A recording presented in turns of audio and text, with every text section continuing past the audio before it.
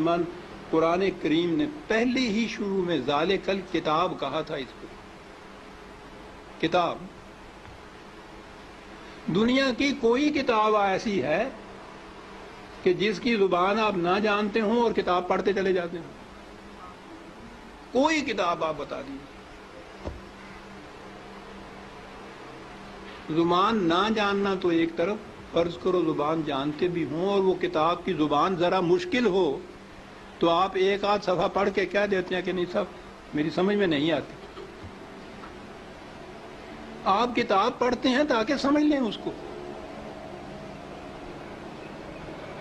خدا نے بار بار کہا ہے کہ ہم نے اس کو لسان عربی مبین میں واضح طور پر اس کو بیان کیا، لعلکم تعقلون، تاکہ تم سمجھ سکو.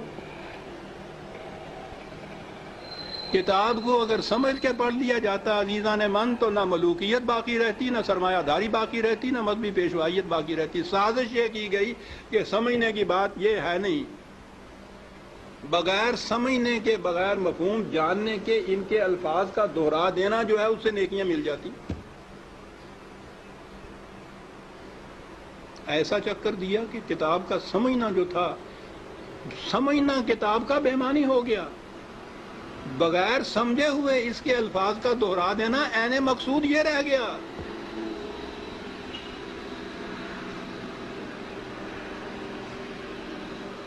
اعلیٰ سے اعلیٰ درجے کی کسی طبیب، حکیم کی، فلاسفر کی نسخوں کی کتاب، ہر مرض کا نسخہ جہاں لکھا ہو اس کے اندر، آپ اس کو سمجھے نہیں اس زبان کو اور وہ نسخے زبانی یاد کر لیں اور صبح اٹھ کے ان کو نسخوں کو رٹتے رہیں، شام تک بولتے رہیں. کچھ پتہ نہ ہو آپ کو کہ سونف کسے کہتے ہیں، ترنجبین کیا ہوتی ہے، اور پڑھتے چلیں. کیا مرض کی شفا مل جائے گی اس طرح سے؟ اس کتاب کا مصرف مقصد پورا ہو جائے گا؟ میں نے کہا ہے ابھی کہ ہے کوئی دنیا میں اور کتاب جس کے ساتھ یہ کچھ آپ کرتے ہوں؟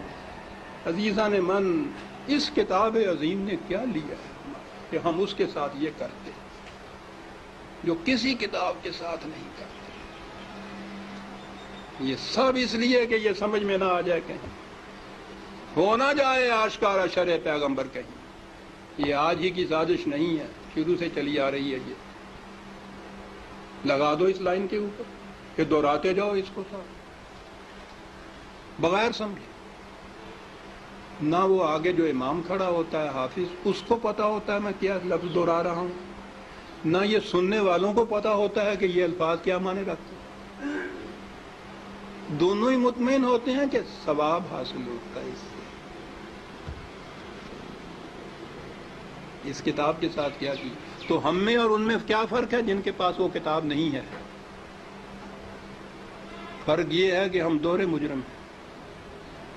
ہے بھی کتاب اور کتاب کو اتنا، اس کو پڑھنا تو کہیں گے نہیں پڑھنا، تو پھر بھی وہ ناظرہ پڑھا جاتا ہے جو دہراتے ہیں. ناظرہ پڑھنا بھی تو یہی ہوتا ہے، الفاظ ہی ہوتے ہیں جن کو دہراتے ہیں ہم. یہ کتاب ہدایت تھی، یہ وہ نقشے اس میں دیے ہوئے تھے کہ فلان دوراہے پہ پہنچو تو دائیں کی طرف مڑ جاؤ تو اس طرف جاؤ گے، بائیں کی طرف کا راستہ اس طرف چلا جائے گا. نہیں سمجھتے اس کو. ہر مرض کی شفا تھی اس میں، دہرائے چلے جا رہے ہیں.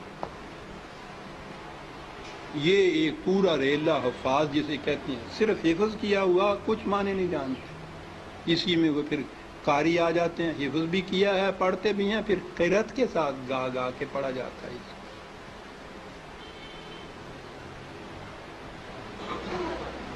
قانون کی کتاب گا کے پڑھنے کی. قرآن میں یہ لکھا ہوا ہے کہ چوری کرنے والا عورت ہو، چوری کرنے والی ہو، جرم کے عوض میں اس کے ساتھ یہ سزا اس کو دو. اب اس کو آپ گاتے چلے جائیے قانون کو.